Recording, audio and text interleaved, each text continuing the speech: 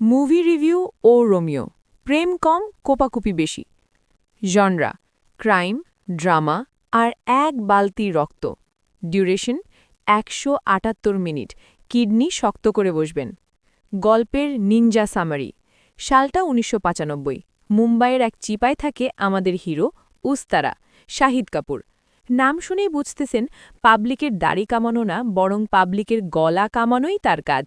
সে থাকে তার দাদির সাথে, ফরিদা জালালের সাথে, কিন্তু কাজ করে ইন্টেলিজেন্স ব্যুরোর ইসমাইল খানের হয়ে। ইসমাইল খান হল সেই লেভেলের বস যে উস্তারাকে শেল্টার দেয়, আর বিনিময়ে উস্তারা তার শত্রুদের পার্সেল করে পরপারে পাঠায়। আগে উস্তারা কাজ করত গ্যাংস্টার জালালের আন্ডারে, কিন্তু এখন তাদের মধ্যে ব্রেকআপ হয়ে গেছে। হঠাৎ একদিন উস্তারার ডেরায় হাজির এক রহস্যময়ী নারী আফশান, তৃপ্তি দিমরি। এসেই সোজা ৩ জনের নাম দিয়ে বলল, ভাই এদের টিকিট কেটে দেন, মানে মেরে ফেলেন। লিস্টে আছে এক উকিল, এক পুলিশ অফিসার পাথারে, আর সেই স্পেন ফেরত ডন জালাল। উস্তারা ভাবল, ধুর, আমি কি সুপারি কিলার নাকি? সে না করে দিল। কিন্তু আফশান নাছোড়বান্ধা। সে উস্তারা চেলার বন্দুক চুরি করে নিজেই উকিল মারতে গেল। কিন্তু যা হয় আর কি, আনারি হাতে বন্দুক ধরলে যা হয়। আফশান তো মরতেই বসেছিল। ঠিক টাইমে উস্তারা এসে হিরোর মতো এন্ট্রি নিল আর উকিলকে ফিনিশ করে দিল। মেয়ের জিদ দেখে উস্তারা ভাবল, না, মেয়েটার কলিজা আছে, ব্যাস কন্ট্রাক্ট সাইন। কিন্তু খেলা তো কেবল শুরু। পুলিশ মারা কি মুখের কথা, তার উপর বস ইসমাইল খান যদি জানে তাইলে তো খবর আছে। আর জালাল বসে আছে স্পেনে, তাকে মারা মানে তো বাঘের গুহায় গিয়ে দাঁত মাজার সমান। এরপর কি হবে সেটা জানতে হলে আপনাকে ১৭৮ মিনিট সহ্য করতে হবে।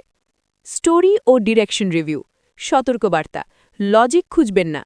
বিশাল ভরদ্বাজ সাধারণত একটু আঁতেল টাইপের মুভি বানান, কিন্তু এবার তিনি ভাবলেন, ধুর, আর্ট ফিল্ম দিয়ে পেট চলে না, একটু মারদাঙ্গা বানাই।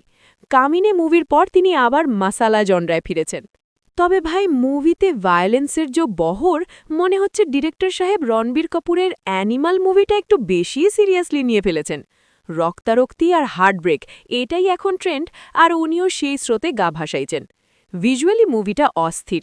উস্তারা জাহাজের মধ্যে থাকে, লোকেশনটা ইউনিক, আর গুন্ডা মারার জন্য সে যে আসলেই উস্তারা বা খুর ব্যবহার করে, এটা দেখে নাপিত ভাইরাও গর্ববোধ করবেন। আফশানের ক্যারেক্টারটা জোস।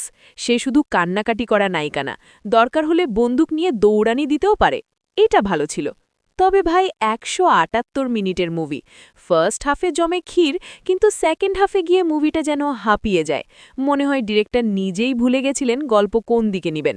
প্রেমের গল্পটা শেষের দিকে এসে পানসে লাগে, আর কিছু সিন তো এতই সুবিধাজনক যে মনে হয় স্ক্রিপ্ট রাইটার অলসতা করে লিখেছেন। অভিনয়, কে কতটুকু ফাটালেন? শাহিদ কাপুর, উস্তারা। ভাই রে ভাই, শাহিদ কাপুর জান প্রাণ দিয়ে অভিনয় করছেন। উস্তারা ক্যারেক্টারটা কঠিন, কিন্তু শাহিদ পুরাই আগুন। তার খুর চালানোর স্টাইল দেখলে আপনার গলাতেও শিরশিরানি হবে। তৃপ্তি দিমরি, আফশান।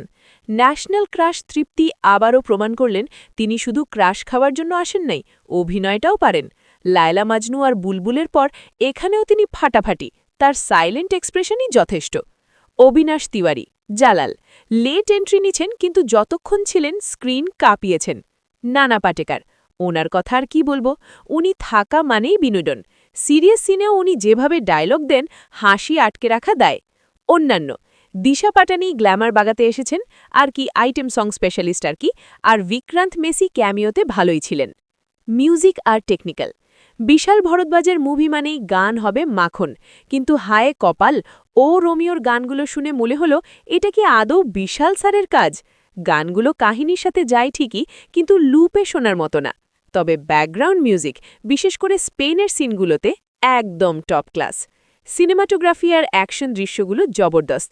রক্তারক্তি একটু বেশি গড়ি, তাই দুর্বল হার্টের দর্শকদের জন্য সাবধান। সব মিলিয়ে ও রোমিওতের ভালো মোমেন্ট আছে, শাহিদ তৃপ্তির জবরদস্ত অভিনয় আছে, কিন্তু তাই স্ক্রিপ্টটা মাঝপথে গিয়ে একটু খেই হারিয়ে ফেলে, আর গানগুলো জমেনি।